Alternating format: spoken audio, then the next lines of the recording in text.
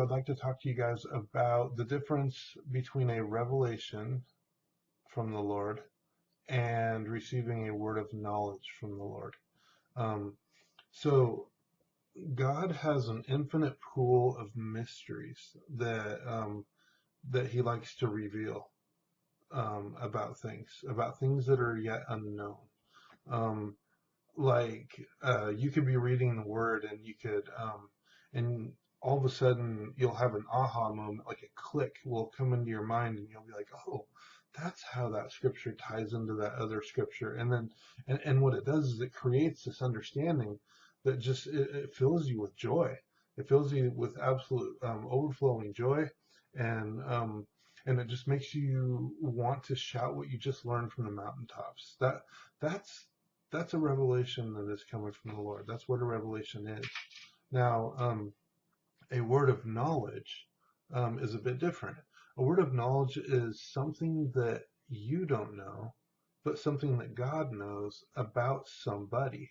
Okay, and God will give you information about what He knows about that person to you in order to be able to do something with it for them, right?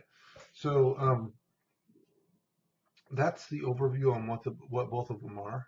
Um, but let's talk about the practical application. Like what do you do with it? You know, everybody's always asking for a word, um, but why not show everybody how to get a word? You know, imagine if everybody was getting words and giving them to each other instead of several people, trying to get words from individual people. Why go to the janitor when you can go straight to the CEO? Um, oh, just so you know, I absolutely love revealing to others what God has. But he gave me a vision one time.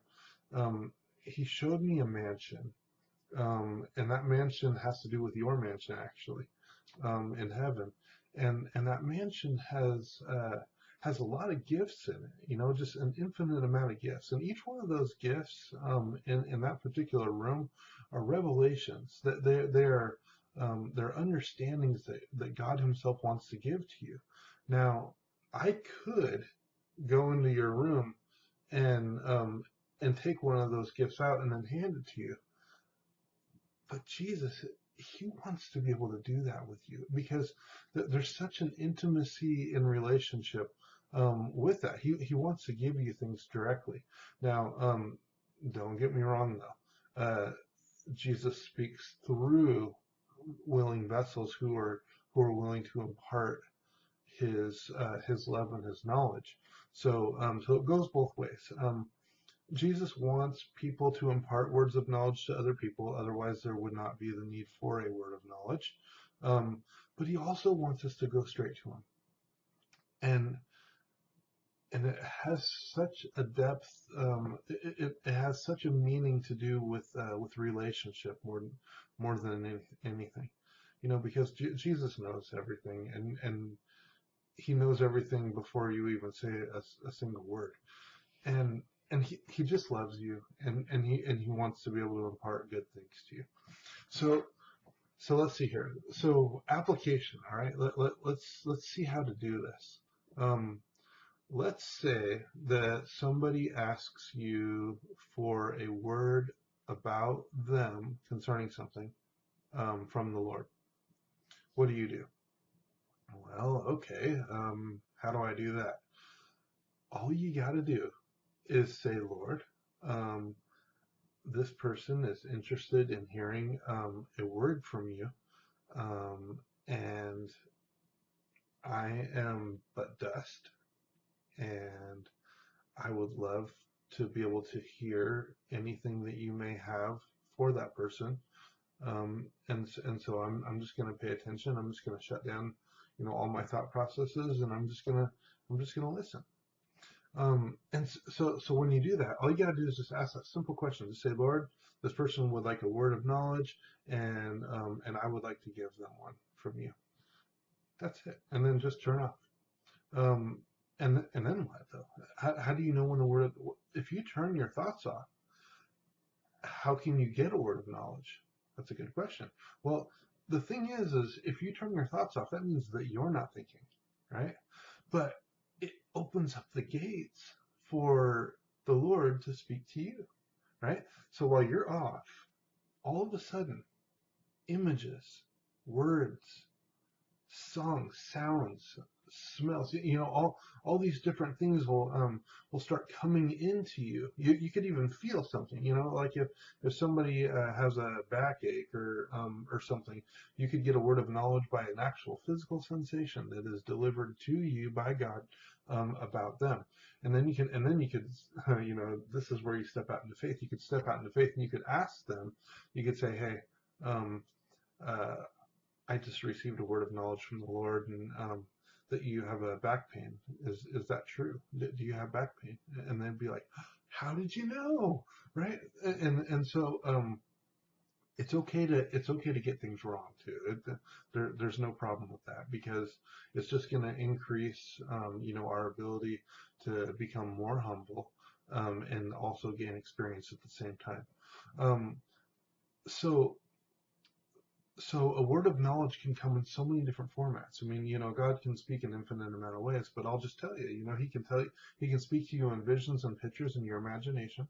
He could, give you a word, a scripture, a song, just all kinds of different things. And when you receive it, then, then you're armed with it. You got the word. Then all you gotta do is deliver it. you know, and sometimes it'll be right, sometimes it'll be wrong. Um, but the thing is you have an audience of one, so you don't need to worry about what other people think of you. Just walk by faith. Just come approach this from the perspective of a childlike faith, and that's really all you need. Just ask God about the word of knowledge, and approach the person with a childlike faith with what you thought you may have heard, and that's it. That may make the person's day. That may open up the gates for you to heal somebody, or give them a word of knowledge on something that they know about that you don't know about, that they're now wondering how you knew about it.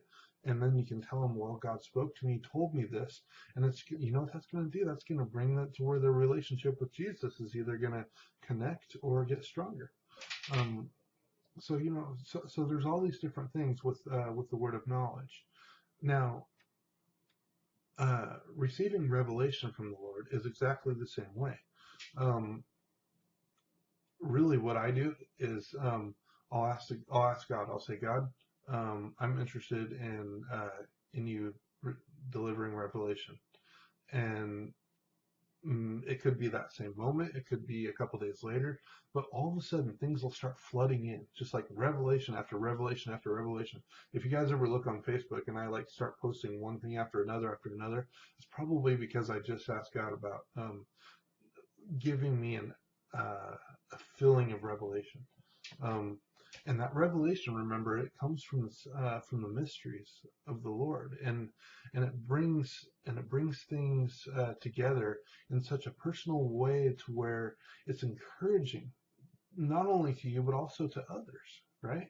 And then you shout that from the mountaintops, um, and and it's the same way. Just you just ask him, and then wait. I mean, honestly, I get most of my revelations when I'm in the bathroom, in the shower or whatever. And the reason why is because there's no distractions in there. You're in there mindlessly doing what you're doing, and it gives room so much for God to just really speak to you.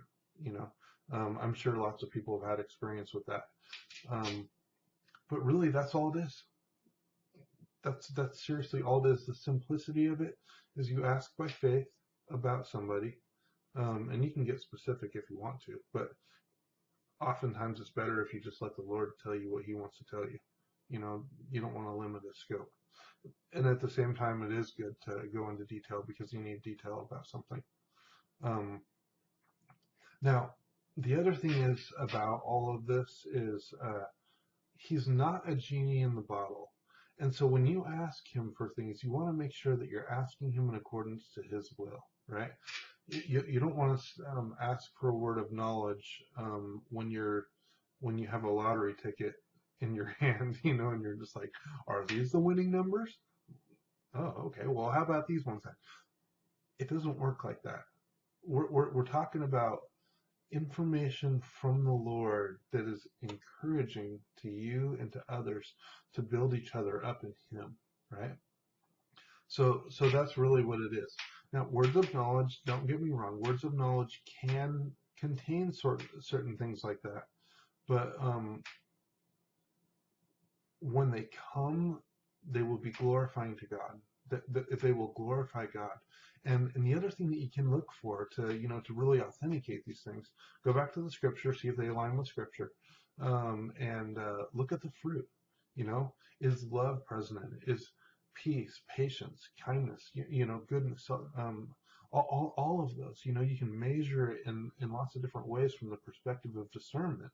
Um, but but if you know that the word that is being spoken um, is really encouraging to you, and it draws you closer to the Lord, it's from Him. It's definitely from Him. Um, so there's that, and I'm trying to think of the other thing. Oh yeah.